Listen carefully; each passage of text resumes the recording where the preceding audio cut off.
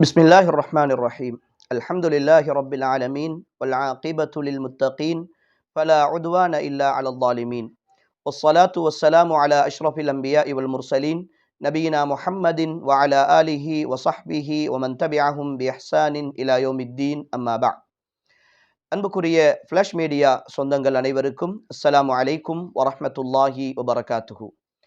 புனிதமிக்க ரமலானுடைய மாதத்தில் நல்ல இபாதத்துகளோடும் நல்ல அமல்களோடும் வாழ்க்கையை ஒன்றிணைந்து சென்று கொண்டிருக்கிற இந்த வேளையில் அல்லாஹுக்கு மிக நெருக்கமான வணக்க வழிபாடுகளை அல்லாஹுவின்பால் எங்களை நெருக்கப்படுத்துகிற காரியங்களை நாம் செய்ய வேண்டிய ஒரு அவசியத்தில் இருக்கிறோம்.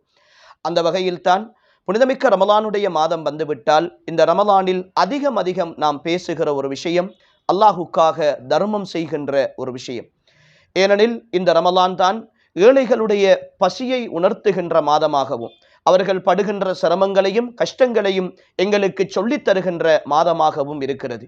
ஒரு நேரம் அல்லாஹுக்காக வேண்டி பசியோடு பட்டினியோடு இருப்பதற்கு சிரமப்படுகிற நாம், பல்வேறு கஷ்டங்களை சந்திக்கிற நாம், வாழ்நாள் முழுக்க அல்லது வாழ்நாளின் அதிகமான காலங்கள் ஒரு நேர சாப்பாடு கூட சரியாக கிடைக்காமல், ஒரு நேரம் ஒழுங்காக சாப்பிடுவதற்கு கூட வசதி இல்லாமல், தங்குவதற்கு இடமில்லாமல், சரியான சூழ்நிலைகள் அமையாமல் வாழ்க்கையின் போராட்டங்களோடு பின்னி பிணைந்து வாழ்ந்து கொண்டிருக்கிற எத்தனையோ உறவுகள் எங்களை சூழ எங்களுடைய குடும்பத்திலும் உறவுகளிலும் நிறைய பேர் இருக்கிறார்கள். நாம் கண்டுகொள்ளாமல் விட்ட அல்லது கண்டுகொண்டாலும் அதை பற்றி பெருமானம் எடுக்காமல் இருக்கிற ஒரு முக்கியமான வணக்கமாக இந்த சதகா என்று சொல்கிற ஒரு வணக்கம் இருக்கிறது. பெரும்பாலான சகோதரர்கள் அல்லாஹுக்காக வேண்டி தர்மம் செய்கின்ற கொடுக்கின்ற பல சகோதரர்கள் இந்த சமூகத்தில் இல்லாமல் இல்லை. நிறையவே அல்லாஹுடைய மாளிகைகளுக்காகவும் ஏழைகளுக்காகவும் ஏனைய நல்ல விஷயங்களுக்காகவும் செலவழிக்கின்ற பலர் இருக்கின்ற அதே நேரம் இன்னும் சிலர் அல்லாஹு தஆலா கொடுத்திருக்கிற அருளை வைத்துக்கொண்டு அவர்களுக்கு அல்லாஹு தஆலா கொடுத்திருக்கிற சம்பாத்தியங்களின் ஊடாக பெறுகிற சந்தர்ப்பங்களை வைத்துக்கொண்டு அதை ஏழைகளுக்கு கொடுப்பதற்கும் அதை ஈண்டு செலவழிப்பதற்கும் தயங்கிக் கொண்டிருக்கிற மனோநிலையில் இருப்பதை நாம் பார்க்கிறோம். அன்புக்குரியவர்களே, தர்மம் என்பது எமது வாழ்க்கையில் எமது செல்வத்துக்குரிய ஒரு காப்புறுதியாக, எமது செல்வத்துக்குரிய ஒரு அபிவிருத்தியாக அல்லாஹு தஆலா ஆக்கி இருக்கிறான். இன்ன ஷைத்தான யஇதுகுமுல் ஃபக்ர வ யஅமுருகும் பில் ஃபஹ்ஷா. நிச்சயமாக ஷைத்தான் நீங்கள் கொடுக்கின்ற தர்மத்தினூடாக உங்களுக்கு வறுமை ஏற்படும் என்று உங்களை பயமுறுத்தி கொண்டிருக்கிறான், உங்களுக்கு வாக்களித்துக் கொண்டிருக்கிறான், கெட்ட காரியங்களை செய்யுமாறு உங்களை ஏவிக் கொண்டிருக்கிறான். ஆனால் வல்லாஹு யஇதுகும் மக்ஃபிரத்தம் மின்ஹு வ ஃபضலா. அல்லாஹு தஆலா அவனுடைய அருளையும் அந்த அருளினூடாக மன்னிப்பையும் மேலதிகமாக தருவதையும் அல்லாஹ் வாக்களிக்கிறான் என்று அல்லாஹு தஆலா அவனுடைய திருமறையில் சொல்லி காட்டுகின்றான். எனவே அன்புக்குரிய சகோதரர்களே, இந்த புனிதமிக்க ரமலானுடைய மாதத்தில் அல்லாஹுக்காக செலவழித்தல் என்பது மிக பெரும் அருளை பெற்றுத் தருகிற ஒரு வணக்கமாக இருக்கிற அதே நேரம் இன்றைய கால சூழலில் இந்த வணக்கங்கள் எல்லாம் வெறும் விளம்பரங்களாகவும் அடுத்தவர்களுடைய மனதை புண்படுத்துகின்ற காரியங்களாகவும், கொடுக்கின்ற பொழுது அதை பெறுகின்றவர்கள் ஏன் இவரிடத்தில் வாங்கினோம் என்று முகம் சுளிக்கின்ற அளவுக்காக பல்வேறு செயற்பாடுகள் நடந்து வருவதை நாம் இந்த காலத்தில் பார்க்கின்றோம். விளம்பரங்களுக்காக தர்மம் செய்தல், நான் அடுத்தவர்களுக்கு கொடுத்து விட்டேன் என்று சொல்லி காட்டுதல், அதை அடுத்தவர்களிடத்திலே போய் புகழாரமாக பேசி அல்லது எனக்கு நான் கொடுத்தவர் என்னை பற்றி புகழ்ந்து பேச வேண்டும் என்று நினைக்கின்ற ஒரு மனோநிலை இன்று தர்மம் செய்பவர்களிடத்தில் படிப்படியாக வளர்ந்து வருவதை நாம் பார்க்கிறோம். அல்லாஹு தஆலா அவனுடைய திருமறையில் சொல்லுகிறான், யா அய்யுஹல்லதீன ஆமனு, ஈமான் கொண்டவர்களே, லா துப்திலு ஸதகாத்திக்கும் பில் மன்னி வல் அதா. உங்களுடைய தர்மங்களை அடுத்தவர்களிடத்தில் சொல்லி காட்டுவது கொண்டோ அல்லது வாங்கியவருடைய மனதை நோவினைப்படுத்துவது கொண்டோ உங்களுடைய தர்மங்களை நீங்கள் பாத்திலாக்கி கொள்ளாதீர்கள், அழித்துக் கொள்ளாதீர்கள் என்று அல்லாஹு தஆலா சொல்கிறான். எனவே நான் யாருக்காவது கொடுத்தால் அதை மறைமுகமாக கொடுக்க தெரிய வேண்டும். அதனால் தான் அல்லாஹுவின் தூதர் ஸல்லல்லாஹு அலைஹி வஸல்லம் அவர்கள் சொல்கிறார்கள், நாளை மறுமையில் எந்த நிழலும் இல்லாத அந்த நாளில் அல்லாஹு தஆலா தான் உருவாக்கிய விசேட நிழலினூடாக 7 சாராருக்கு அல்லாஹு தஆலா நிழல் அளிக்கிறான். அவர்களில் ஒரு கூட்டம்தான் தன்னுடைய வலக்கரம் கொடுத்ததை இடக்கரம் தெரியாமல் மறைத்து தர்மம் செய்தவர்கள் என்று அல்லாஹுவின் தூதர் ஸல்லல்லாஹு அலைஹி வஸல்லம் அவர்கள் சொல்கிறார்கள். எங்களுடைய மறைவான தர்மங்கள் அடுத்தவர்கள் கொடுத்தவர்களுடைய மனதை புண்படுத்தாத, வாங்கியவர்களுடைய சுய மரியாதையையும் மானத்தையும் பாதிக்காத தர்மங்கள் இந்த உலகத்தில் மட்டுமல்ல மறுமையிலும் அல்லாஹ்வுடைய நிழலை எங்களுக்கு பெற்றுத்தந்து சுவனத்திலும் எங்களுக்கு மிக பெரும் இடத்தை பெற்றுத் தருகின்ற பாபு சதகா என்கிற வாசலினூடாக சுவனம் நுழைகிற பாக்கியத்தை எங்களுக்கு பெற்றுத்தரும். எனவே அன்புக்குரியவர்களே, தர்மங்கள் செய்கிற பொழுது ஆடம்பரங்களுக்காக அல்லது விளம்பரங்களுக்காக நாம் தர்மம் செய்து நானும் கொடுக்கிறேன் என்கிற ஒரு பெயரை பெற்றுக்கொள்ள வேண்டும் என்பதற்காக செய்தால் நிச்சயமாக அந்த தர்மங்கள் ஊடாக எங்களுக்கு எந்த பிரயோசனமும் கிடைக்க மாட்டாது. அதே போன்றுதான் இந்த ரமலானுடைய காலம் வந்துவிட்டால் பல்வேறு விதமான இஃப்தார் நிகழ்வுகள் எங்களுடைய சமுதாயத்தில் ஏற்பாடு செய்யப்படுகின்றன.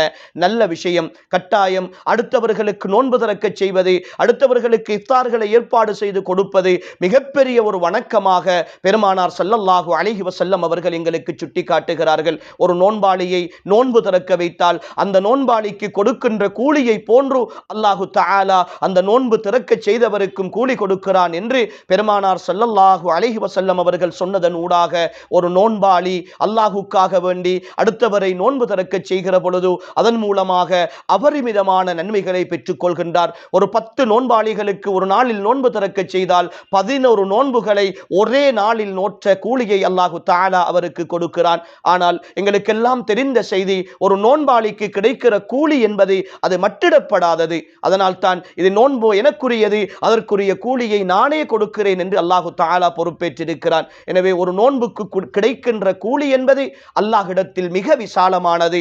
ஒரு நோன்பாளியை நோன்பு திறக்க வைக்கிற பொழுது கிடைக்கின்ற கூலியும் அப்படித்தான். அவருக்கு எந்த அளவு விசாலமான கூலியை அல்லாஹு தஆலா கொடுப்பானோ, சில நேரம் அவருடைய நோன்பு ஏற்றுக்கொள்ளப்பட்டதா இல்லையா என்பதில் இருக்கிற விவாதத்தை தாண்டி எங்களுக்கு அல்லாஹு தஆலா ஏற்றுக்கொள்ளப்பட்ட ஒரு நோன்பாளிக்கு கொடுக்கிற கூலியை எங்களுக்கு தருவான். ஆனால் அன்புக்குரியவர்களே, இன்றைய கால சூழலில் இந்த இஃப்தாருடைய நிகழ்வுகள் வெறும் பகட்டாக, களியாட்டங்களாக, விளம்பரங்களாக மாறிப்போய் இருக்கிற ஒரு சூழலை பார்க்கிறோம். வீண் விரயம் இன்றைய இஃப்தாரின் மிக பெரும் இடத்தை பிடித்திருக்கிறது. குடும்பங்களாக சேர்ந்து, நண்பர்களாக சேர்ந்து அல்லது வேறு ஏதாவது ஒரு வகைக்குள்ளே ஒன்று சேர்ந்து இஃப்தார் நிகழ்வுகள் நடத்தப்படுகின்றன.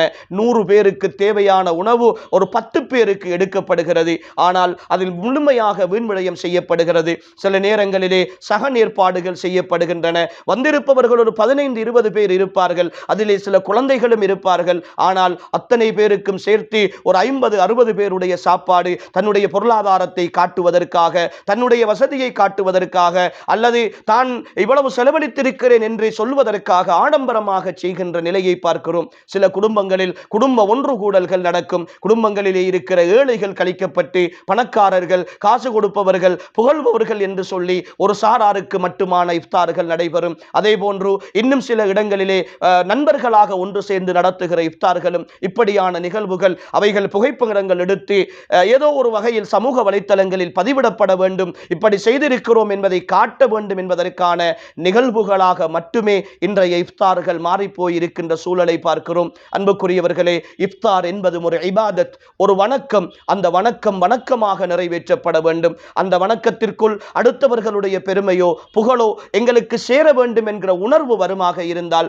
அந்த வணக்கம் எங்களுக்கு எதிரான ஒரு பெரும் பாவமாக மாற வேண்டிய சூழல் ஏற்படும். நாம் முகஸ்துதிக்காக செய்ததாக அது மாறிவிடும். எனவே இஃப்தார் என்று சொல்கிற அந்த வணக்கத்தை நாம் அல்லாஹுக்காக நிறைவேற்ற வேண்டும். எத்தனையோ ஏழை குடும்பங்கள், எத்தனையோ கஷ்டப்பட்டவர்கள் அன்றாடம் இஃப்தாருக்கு வெறும் கஞ்சை மாத்திரம் வாங்கி குடித்துக் கொண்டு நோன்பு திறக்கிற பல குடும்பங்கள் எங்களுடைய சமுதாயத்தில் இருக்கிறார்கள். அவர்களை தேடி சென்று அப்படியானவர்களை எங்களுடைய குடும்பத்துக்குள் இருந்து அறிந்து அவர்களும் ஒரு நாள் நல்ல சாப்பாடு சாப்பிட்டு நல்ல முறையில் மன மகிழ்ச்சியோடு இஃப்தார் செய்ய வேண்டும் என்கிற அந்த உணர்வை ஏற்படுத்துகின்ற இஃப்தார்களாக, அல்லாஹுக்காக செய்யப்படுகிற இஃப்தார்களாக எங்களுடைய இஃப்தார்கள் இருக்க வேண்டும். குடும்பங்களாக சேர்ந்து இஃப்தார் செய்வது கூடாது என்பதோ, நண்பர்களாக சேர்ந்து இஃப்தார் செய்வது கூடாது என்பதோ இங்கு சொல்லப்படவில்லை. உண்மையில் குடும்பங்களாக, நண்பர்களாக சேர்ந்து அன்பை பரிமாறுதலும் அதற்காக வேண்டி செலவழித்தலும் மார்க்கம் எங்களுக்கு சொல்லித் தருகிற விஷயம்தான். ஆனால் ஒரு வணக்கம் அல்லாஹுக்காக நிறைவேற்றப்பட வேண்டும்